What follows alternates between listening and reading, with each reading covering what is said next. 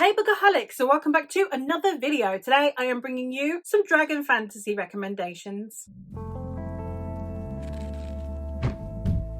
It's August, so it's hot. We need to talk about fire-breathing creatures because that is the only explanation for this damned weather. So let's get to some recommendations for dragon fantasy. I have 5 for you here today. These aren't necessarily only my favorite dragon fantasies. They are more ones that I think have a very unusual or interesting take on dragons or are just woefully underhyped. I'm going to start out with one of the latter, one of the ones that is just really underhyped. The first one that I have is Burn Red Skies by Kirsten Espinosa Rosero. This is a self-published fantasy that tackles a sibling bond. We are following, it's her name Dove, who the army absolutely desolates their village and they have to go into hiding, and therefore they decide to start training in the elements so that they can go and find their brother. And along the way, the only thing they need to do is get past this army and potentially slay a dragon. But how do you slay a dragon that is already dead? I am super excited to continue this series. I've only read book 1 and it was a great time. So I'm annoyed at myself that I haven't continued. Self-published books are so expensive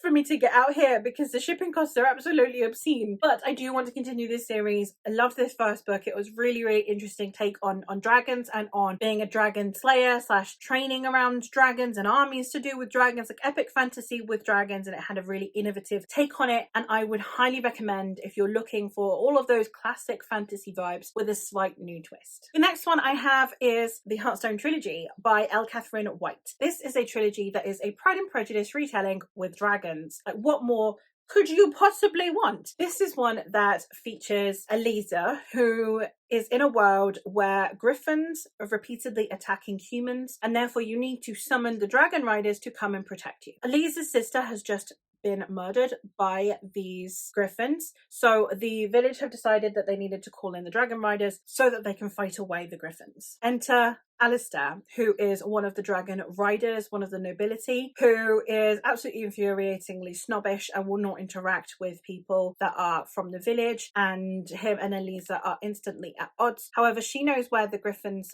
are because she was the one that saw them harm her sister and then fly away. So she is the one that is set to take them, to guide them to the griffin's lair. So they have to work together despite their disliking of each other. This one has beat for beat Pride and Prejudice. Like, everything about this is Pride and Prejudice, and I absolutely loved that because it was so faithful to the source material. It undid some of the problematic elements. Now, of course, we do kind of have fridging because we do have one of the sisters being killed off from the get-go, but again, it's not fridging in the same way because it's not motivating a man to do something. It is about creating an entire community's reaction to this loss. And then on top of that, we have her improvement of, I think, several of the characters, namely Charlotte Lucas, Mary Bennett, and also Lady Catherine de Bourgh. I think were all improved in this story, in this adaptation, and I think that if you're a Pride and Prejudice fan and a fantasy fan, you can do no wrong with this installment. The next one I have is one of my personal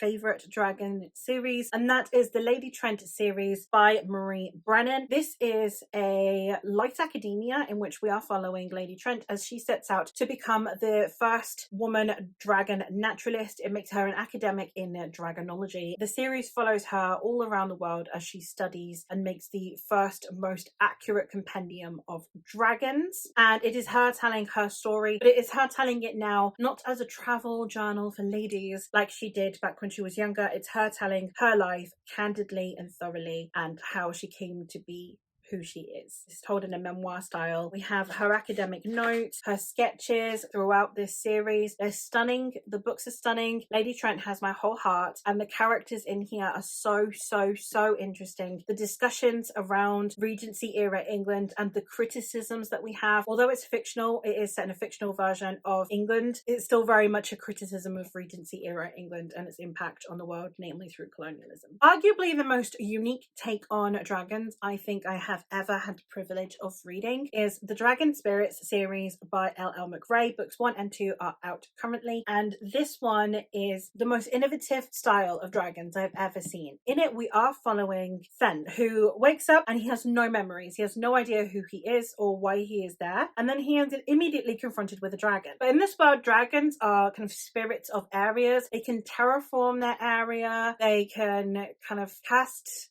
magic in a way that is really, really innovative. And then eventually Fen is entrusted to Calidra, who has to return home when her father dies. She is estranged from her family, but they are willing to traverse together in hopes that he will regain his memories. This is a ensemble cast. We're following multiple perspectives. It's really, really fascinating. The world building is absolutely top tier, and the way the second one amps up is absolutely impeccable, and I cannot wait for the third book. And I can't believe I'm gonna have to wait as long as I am, but I cannot wait because this is one of the best series out there at the moment. And the very last one that I have today to talk to you about is one that isn't necessarily a favourite series, but is really, really innovatively written, and therefore I think that you might potentially enjoy it. And that is the Copycat series by Jen Lyons. This is one that I think is interesting because if you're into any kind of D&D series, I think you'll really like this series, because it's basically each book is 4 episodes, like 4 short stories that are kind of all interlinked within the narrative. And I think that it's really, really well done if you're a fan of the D&D style, where you've got like self-contained short plots and then overarching plots within. I think that was done super well. I think that the way that the atmosphere is set for this is really, really cool. In this, we are following Wydrin and Sir Sebastian, who are swords for hire,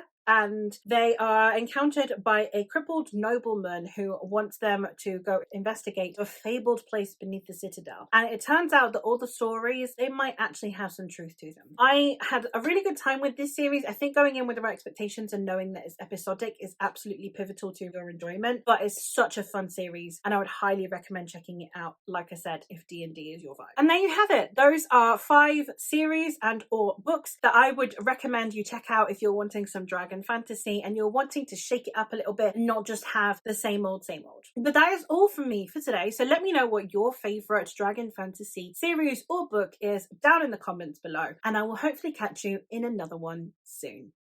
Bye!